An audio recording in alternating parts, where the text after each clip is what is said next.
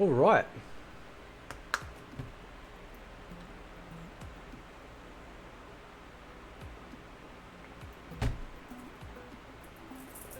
By the way, before I begin, on my Discord, which has a link below, I have a submit articles and a submit requests section on my Discord at the top. And those are there for if you guys find any articles you want me to cover, fighting game stuff, or if you have any requests for me to cover something or to talk about something, you can leave it in the comments below. But also if you submit it into that section, I'll see it too. Excuse me, and I'll give you a shout out, right? Because yeah. Anyway, so now I covered this on my main channel a long time ago, but I want to talk about it again now that we know, and now that we know 100% that a new MK game is coming. We thought it might have been announced, and you know, the leaks were wrong. I was wrong. I still believe it's going to be a trilogy type game, or a Trinity, what might be called a Trinity type game, or Armageddon type game. I fully believe that 100%. Right, I think we've gotten to that point where it's like, come on, man, just give us fucking everything, right?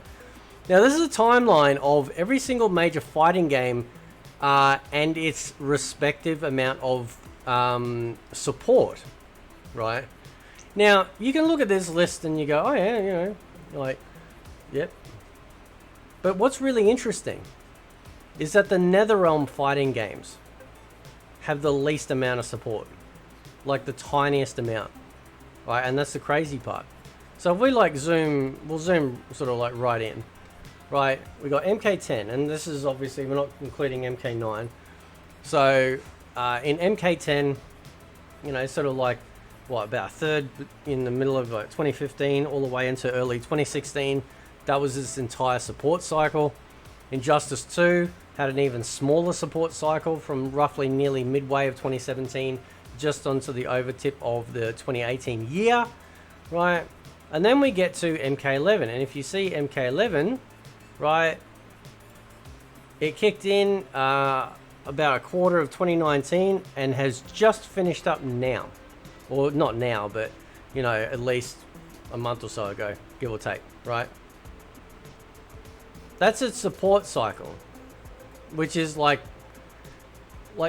there's, and the thing is, the reason why it pissed off a lot of MK fans too is because it seemed like they did say they were going to support this for years, but that's not years,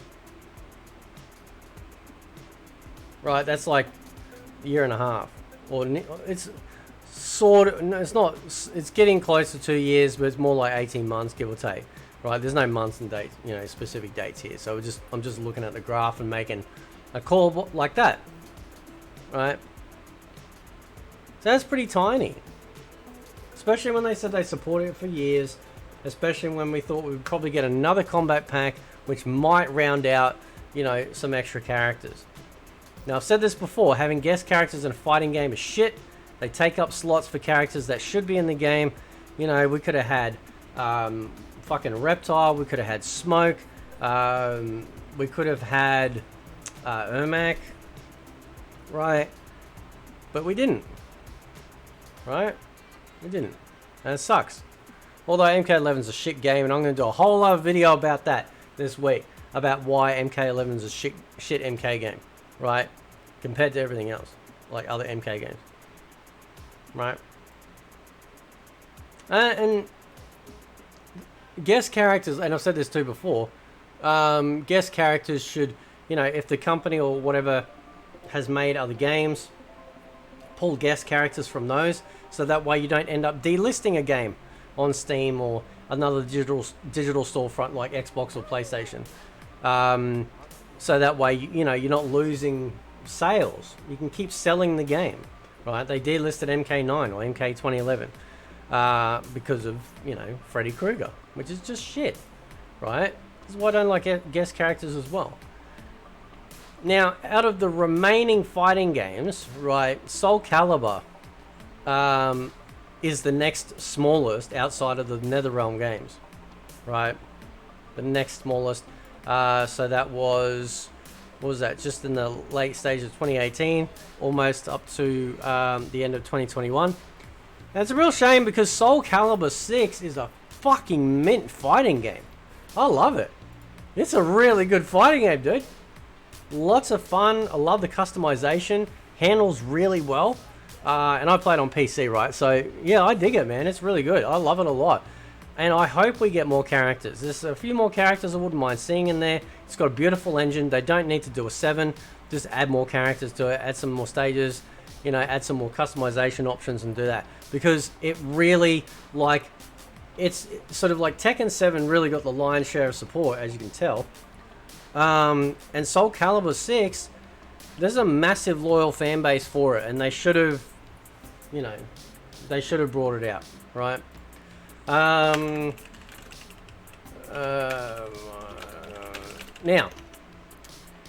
next one down, Dragon Ball Z, nice big chunk there. Super Smash Brothers Ultimate had a nice big chunk too. And then we get into the heavyweights.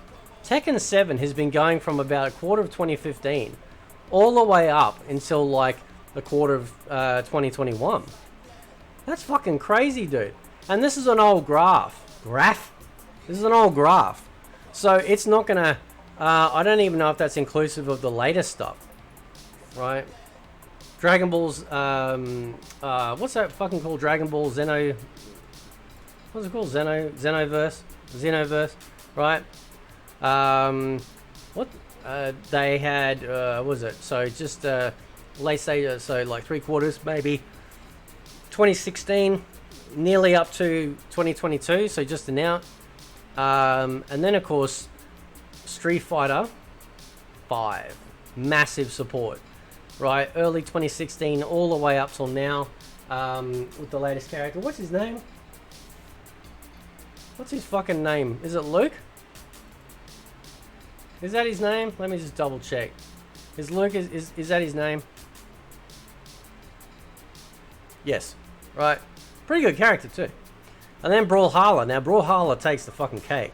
And Brawlhalla is a, like Super Smash, it's that style of fighting game, right? All the way down into the early end of 2014, all the way up till about a third into 2021.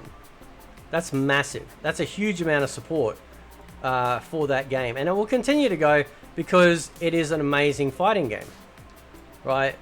I think we're at the stage now where the fighting game engines are really nice. Just keep adding characters, keep adding stages. You can add story, that's fine. I don't give a fuck, right?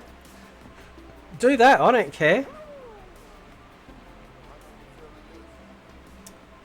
And, I don't know if I've said this on this channel, but in the MMO space, sometimes they'll upgrade the actual engine to make it feel more modern, right? And they should do that with fighting games. Move it from Unreal Engine 3 to 4 or 4 to 5, you know, whatever engine you use, right? Don't just bring out a sequel, because I think we're starting to get a little bit of sequel fatigue. We're starting to get to a point where, you know, something that has a really strong base graphically and engine-wise, like say Tekken 7, Street Fighter, you know, Dragon Ball, Super Smash, just keep adding content. This is what I want them to do with Mortal Kombat. Bring out a base fighter and just keep adding characters to it. Keep adding stages, keep adding characters. People will buy them, right? People will buy them, okay? Because, let's be honest, stories suck, you know. I love the older style fighting games in the way they told their stories, even if it just was through a character sheet. I don't really give a shit too much about the story in modern MK games. It's crap. Maybe Injustice is alright, but again, I don't overly care. I just want to fight. Right, that's all I want to do. I want to fucking kick the shit out of people. Alright, I don't give a crap about the story. And I hate that you got to play the story in order to unlock certain characters too. Alright, I'm a bit over that as well. Just give us everything. Who fucking cares, man? Right, have some costumes you unlock, not the characters. So anyway, let me know what you guys think. You know, how do you guys feel about such a tiny development cycle for MK11, despite the fact that they had said previous that they would support it for a longer term than what they did? And does it give us much hope that they will do the same or not do the same with the next Mortal Kombat game, MK12 or Mortal Kombat Trinity, whatever they're going to call it? So I guess we'll find out. Anyway, guys, catch you next time.